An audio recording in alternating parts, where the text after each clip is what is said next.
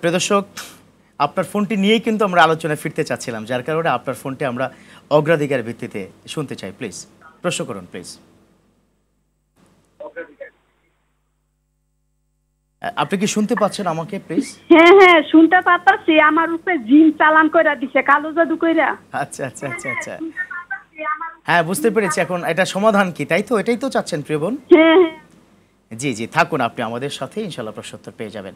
জি প্রিয় দর্শক, দেখছেন আপনারা আমাদেরকে এই মুহূর্তে প্রাণ নিবেদিত প্রশ্ন করুন অনুষ্ঠানটিতে আমরা প্রশ্ন উত্তর নিয়ে কিন্তু কথা বলার চেষ্টা করে থাকি। স্ক্রিনে একটি নাম্বার দেওয়া রয়েছে, আপনারা ফোন করুন। তো আমরা আমাদের সাথে রয়েছেন প্রফেসর ডক্টর আব্দুল কাদের। চলুন এই বোনের প্রশ্ন দিয়ে কিন্তু আমরা আলোচনা একটু ফিরে আসি। প্রিয় বোন যে প্রশ্ন করেছেন, কারণ অনেকক্ষণ ধরে অনেকে লাইনে ছিল, যার কারণে প্রশ্ন নিয়ে ফিরলাম। কালো জাদু করেছে ওনাকে বা জিন চালান করেছে, যে কোনো জাদুই করুক না কেন, জাদু তারা রাসূল আকরাম সাল্লাল্লাহু আলাইহি ওয়াসাল্লাম করেছেন।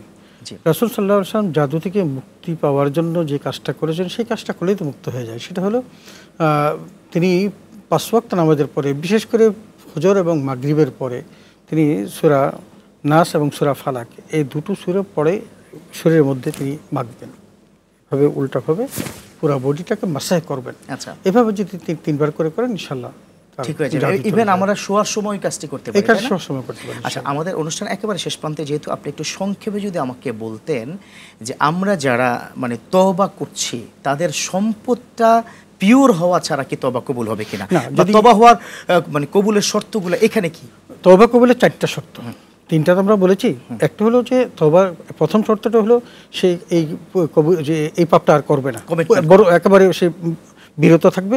2 নম্বর অনুশোচনা করবে। 3 নম্বর হলো সে কমিটমেন্ট দিবে, সে আর এই পাপটা করবে না। 4 নম্বর হলো যদি কারো যদি কোনো দেনা তার কাছে থাকে, হকুল এবাদ থাকে, সেই হকুল এবাদ থাকে একটা সম্পূর্ণ পরিশোধ করতে হবে।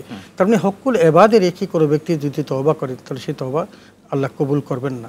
তাহলে এই 4টা বিষয় যদি আমরা গুরুত্ব দিই, বিশেষ করে প্রথম যে 3টা আর সাথে যেটা বললাম, এই 4টার মধ্যেই কিন্তু আপনার তওবা কবুলের মূল বিষয়টি নিহিত আছে। কোনো ব্যক্তি যদি এইভাবে তওবা করতে পারেন, ইনশাআল্লাহ তাআলা রাব্বি কারীম আমাদেরকে কিন্তু ক্ষমা করে দিবেন। অনেক অনেক ধন্যবাদ জানাচ্ছি, আজকে সময় দিয়েছেন এবং তওবা বিষয়ক অনেকগুলো প্রশ্নের সমাধান করেছেন। ধন্যবাদ আপনাকে।